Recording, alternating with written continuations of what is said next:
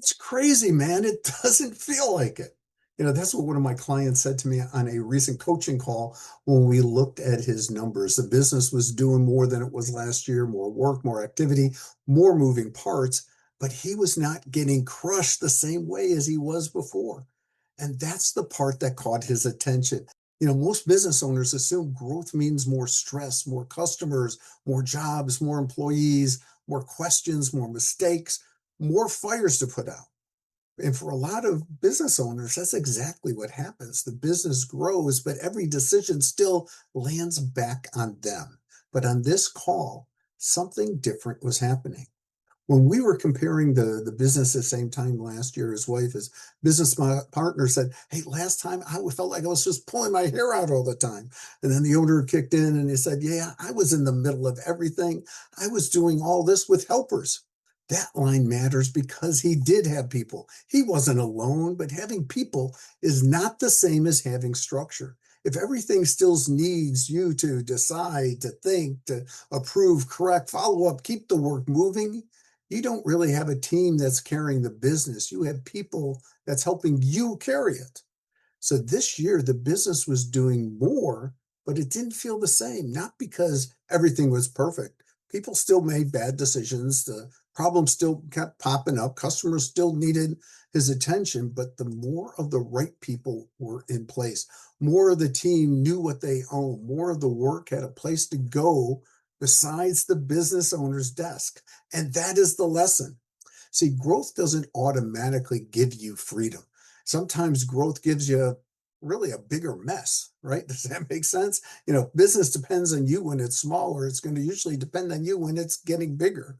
So, more sales don't create accountability. More employees don't create more clarity. More customers don't create better systems. And if everything still runs through you, more growth is just giving you more things to chase.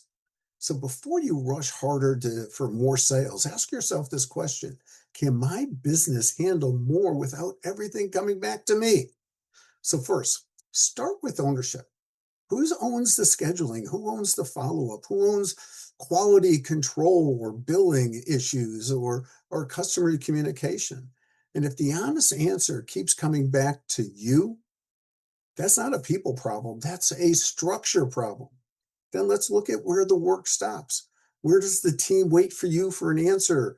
Where do jobs slow down because someone needs your approval? Or where do customers wait because no one knows or owns the next step is? So every one of those spots is a place where the business is still too dependent on you.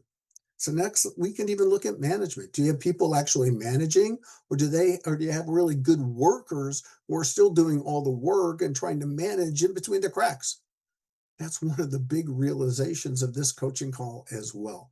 The business had grown to a point where it needed real management, not just good helpers with more responsibility.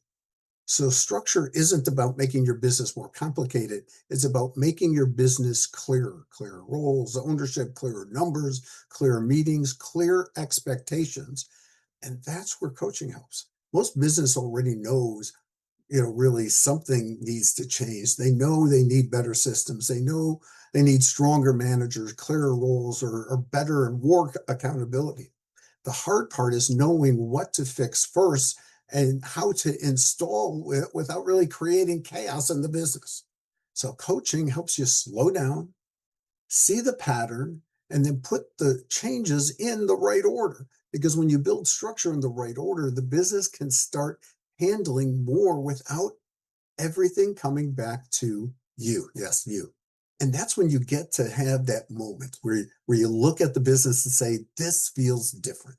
Not because there's no problems or not because growth became is easy, but because you are no longer carrying every decision, issue, and every step by yourself. So I'm business coach Steve. Does this resonate with you?